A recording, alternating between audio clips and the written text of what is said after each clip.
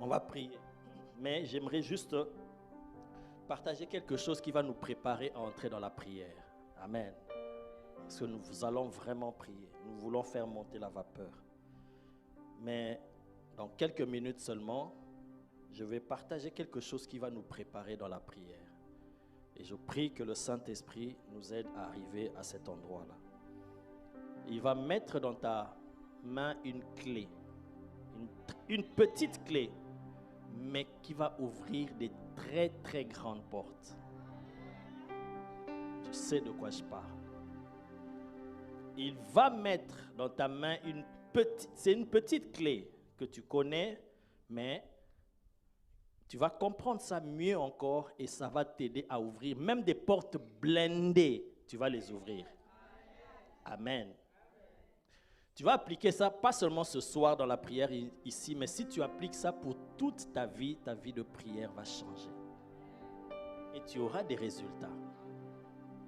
Comme l'homme de Dieu, l'apôtre dit toujours, la joie de la prière, c'est l'exaucement. À quoi ça sert de prier, prier, prier, prier, on ne voit pas l'exaucement. À un moment donné, on se décourage, on se pose des questions. Mais quand tu commences à voir l'exaucement dans tes prières, ça t'encourage. Et ça te donne de l'assurance que, waouh, quand je parle, il m'écoute. Et je vois des résultats. Et ça te donne encore de l'assurance. Amen.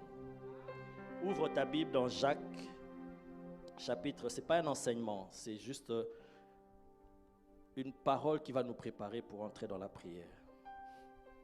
Jacques, chapitre 5, verset 16, nous connaissons ce verset. Je vais lire.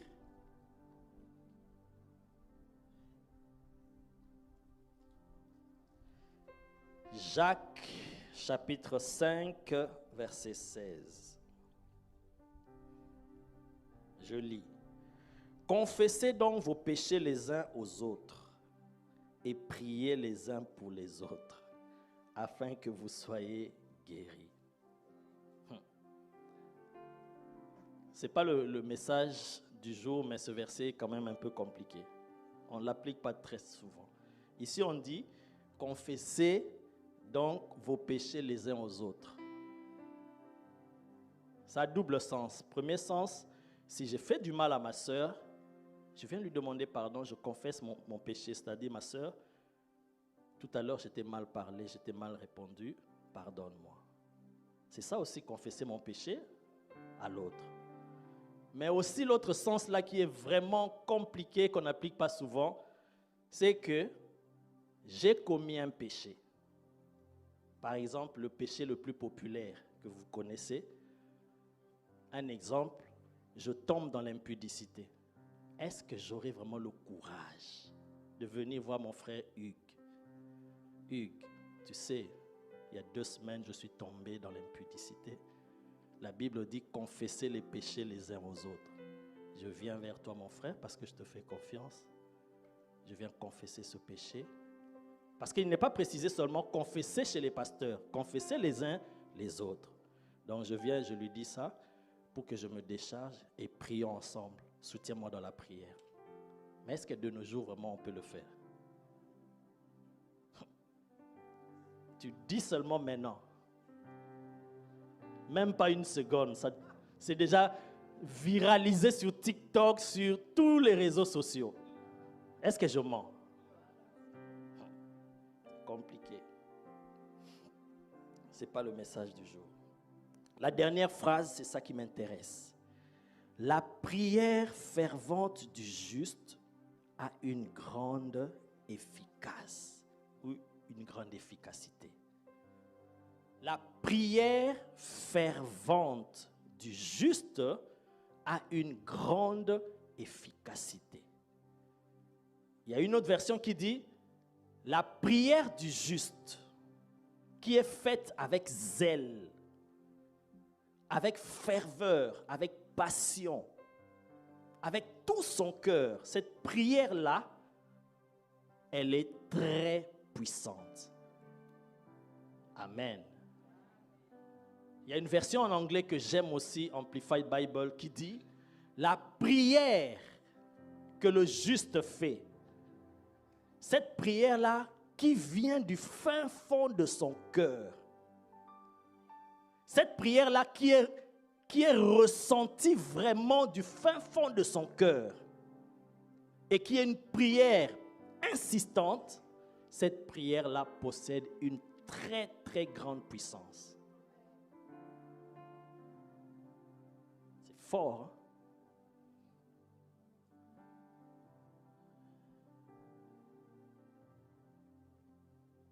Maintenant, la question. On dit la prière du juste. Maintenant, qui est juste? Quelqu'un peut se dire, est-ce que moi je suis juste devant Dieu? Parce qu'on n'a pas dit seulement la prière fervente et efficace. Ou on n'a pas dit seulement la prière du juste et efficace. Mais il y a des paramètres qui se lient. S'il y a un qui manque, ce n'est plus efficace.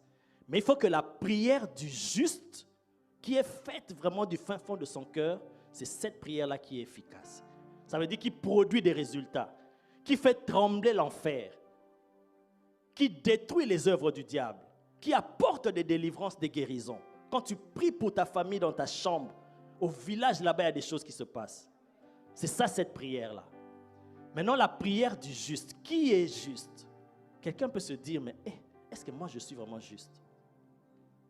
Parce que nous définissons selon nous les hommes.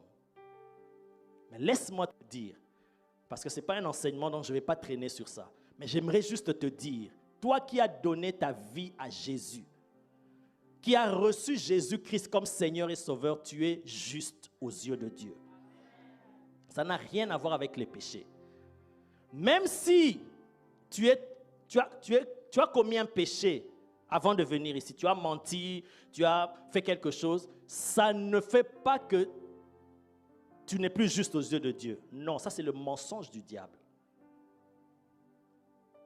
Tant que tu es enfant de Dieu, tu as reçu Jésus dans ta vie comme Seigneur et Sauveur. S'il t'arrive de pécher, tu es toujours juste aux yeux de Dieu. Mais confesse simplement ce péché et ce sera arrangé devant Dieu.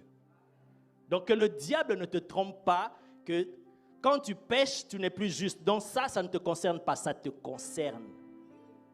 Donc pendant que je parle là, si tu sais que tu as commis quelque chose qui n'a pas plu à Dieu, même dans ton cœur là, confesse, arrange avec Dieu. Parce que quand on va prier, tu vas élever les mains pures, tu auras les résultats. Donc tu dois avoir l'assurance en toi que moi là, je suis juste aux yeux de Dieu. Pas par rapport à moi-même, mais par rapport à l'œuvre de Jésus. Donc ce verset te concerne. Donc la prière du juste là, c'est ta prière. Tu dois savoir que quand toi tu pries, il y a une puissance qui se dégage. Tu ne dois pas prendre ça à la légère. Voilà pourquoi le diable, connaissant cela, il t'empêche de prier. Tu l'as déjà remarqué. Tu peux faire autre chose, tu peux regarder, tu peux être dans les réseaux sociaux, tu peux tout faire. Mais quand il s'agit de prier, c'est un combat. Parce que le diable sait que ta prière est efficace.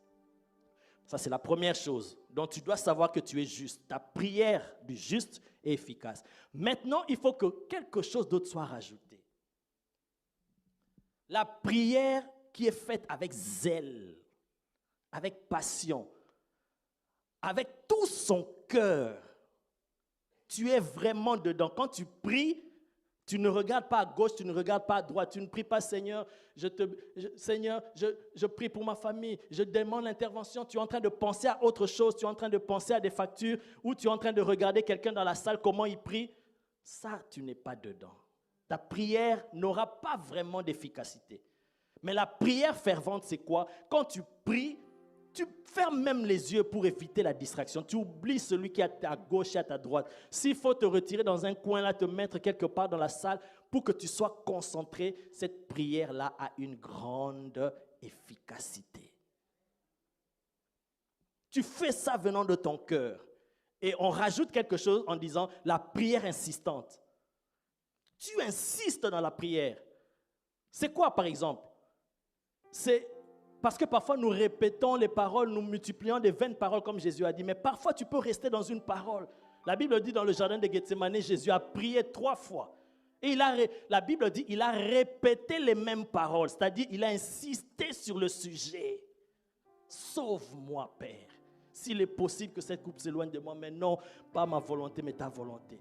Seigneur, je veux ton intervention. Je veux ton intervention. Je veux ton intervention, Seigneur.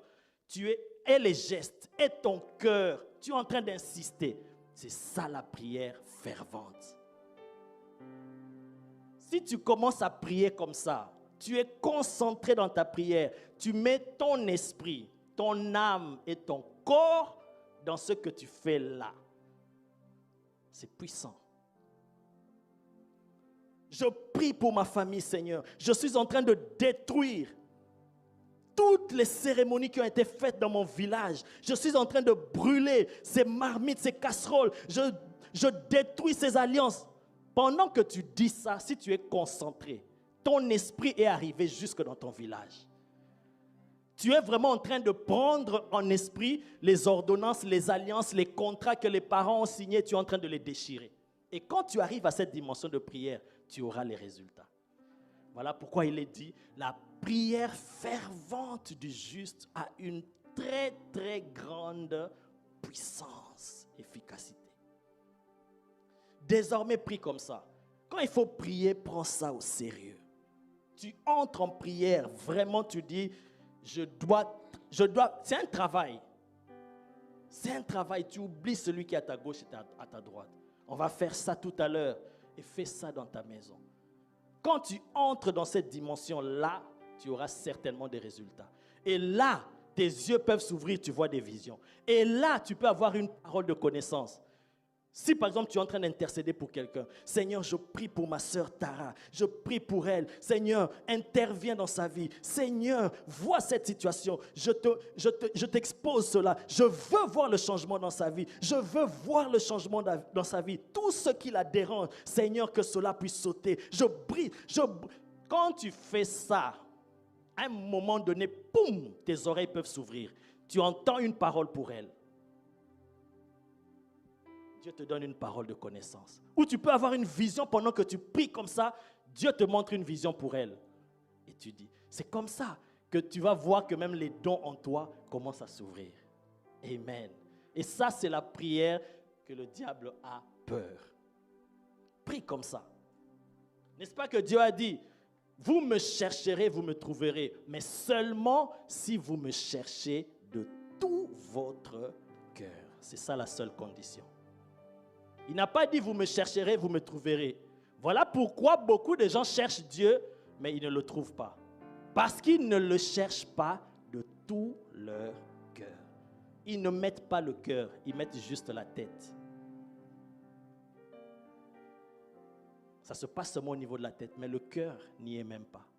Mais si tu te décides de commencer à prier avec tout ton cœur, je te dis, tes prières vont faire des dégâts dans le monde spirituel.